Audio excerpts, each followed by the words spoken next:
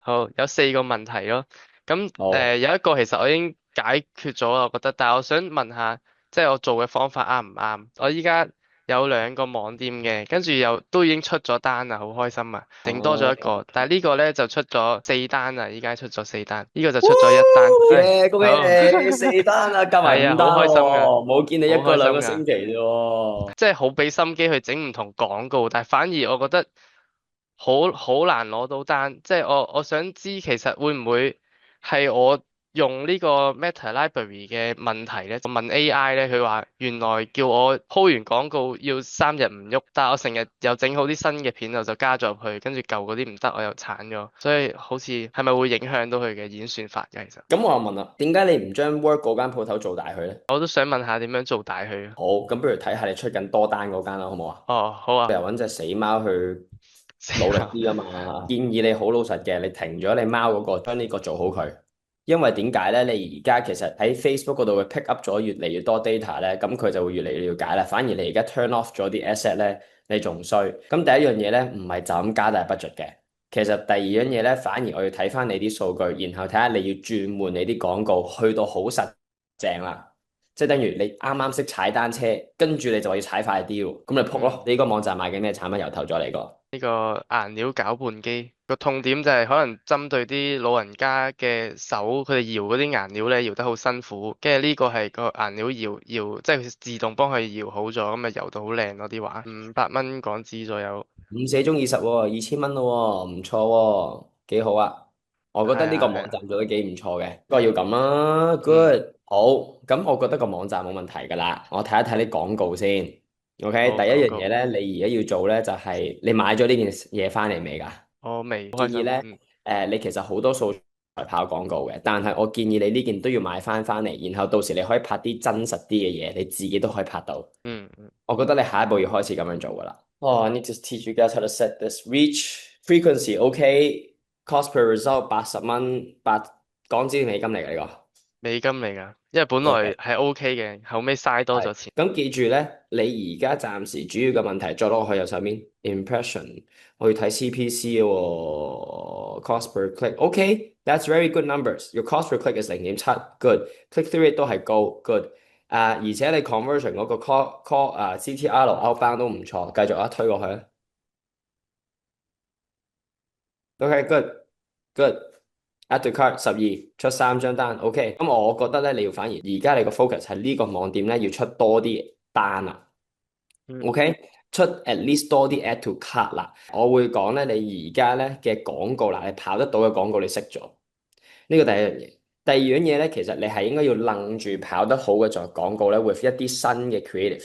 你要記住，你每次加 budget，每加一隻你先可以加 budget。每加一隻係，哦，即係嗱，加隻廣告係，係啦，呢個第一。如果40蚊嘅時候，第二你嗰啲 metrics 係 set 得唔靚嘅，即係話咩 quality ranking 唔使要，engagement rate 唔使要啊，反而我要睇 cost per click 啊，impression 啊，你要總之其實你睇到啲數咧，你要睇到你發生緊咩事。當你使咗咁嘅錢，你 cost per click 唔可以高於0.82。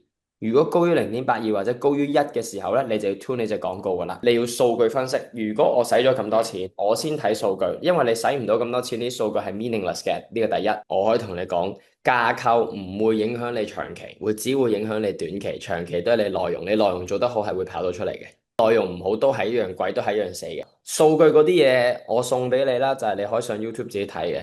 但係底層邏輯冇人教你嘅，單啲就係你要呢隻廣告使咗幾多錢，啲數據先至有意思。睇完啲數據，你要決定到呢隻廣告係要熄定開，點解係開，點解去熄，好嘅喺邊度，唔好嘅喺邊度，好嘅要做 format，唔好嘅要轉 angle，咁簡單。我會係，覺得你反而將呢件事做大佢好過做貓毛咯。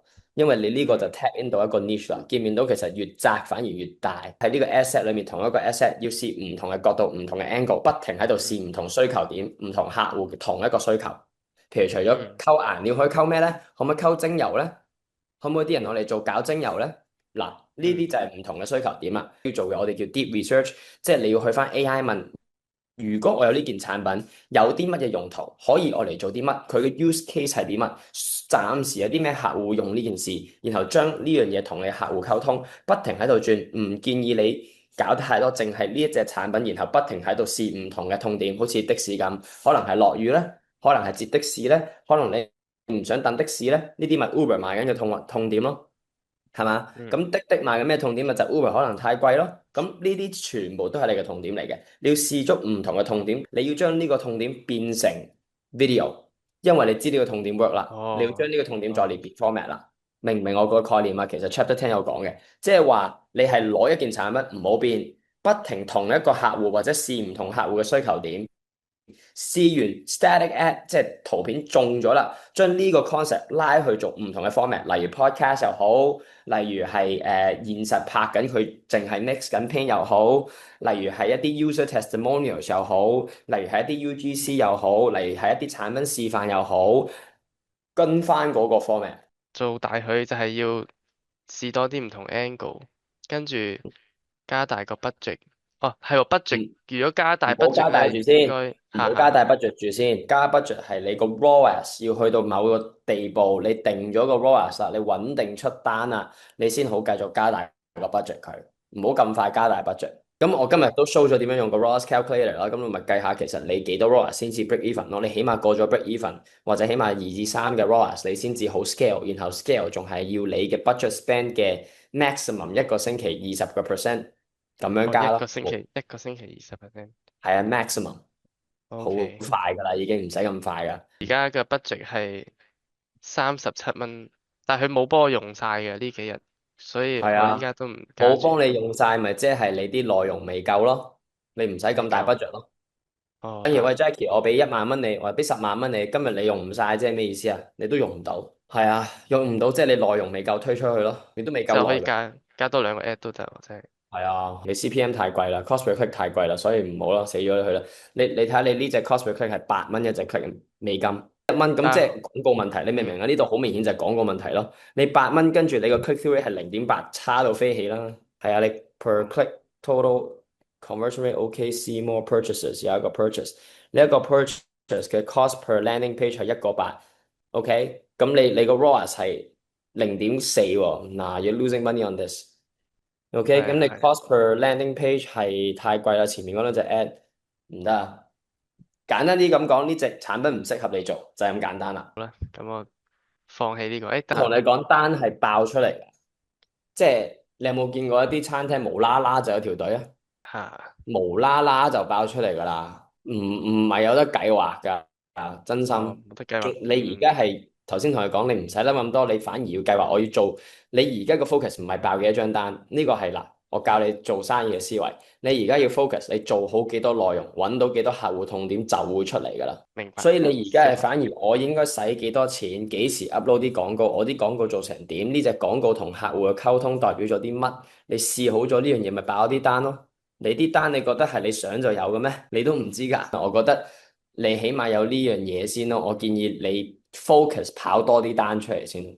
真心嘅30張單你先好諗後面物流咯。要喺香港其中一個優勢就係可以咁樣搞嘛。就算輸錢，就算煩，咁起碼你而家有信心出單啦。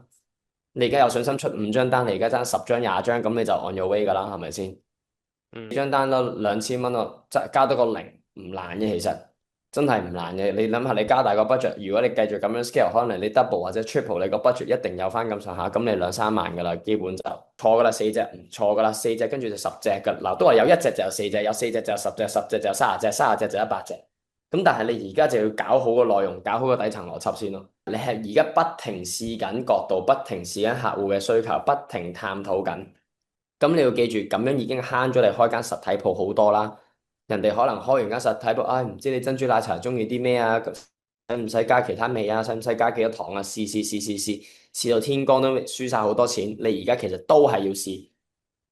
尤其是你而家，你要記住，你其中一種提供嘅價值就係呢個，你呢件產品係 niche，客戶唔知係乜，然後之後你要 educate，要同呢班客戶去溝通，你啲廣告做多啲多元化，少啲 AI，即係少啲假嘅 AI，係咪？可能係自己拍又好，揾個女仔拍又好，自己買啲嘢翻嚟示範下又好，影相又好，features 又好，特點又好，shipping 又好，guarantee 又好，testimonials 又好，try different formats。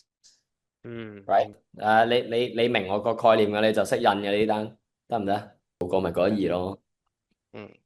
係我 跟住 OK 好啦。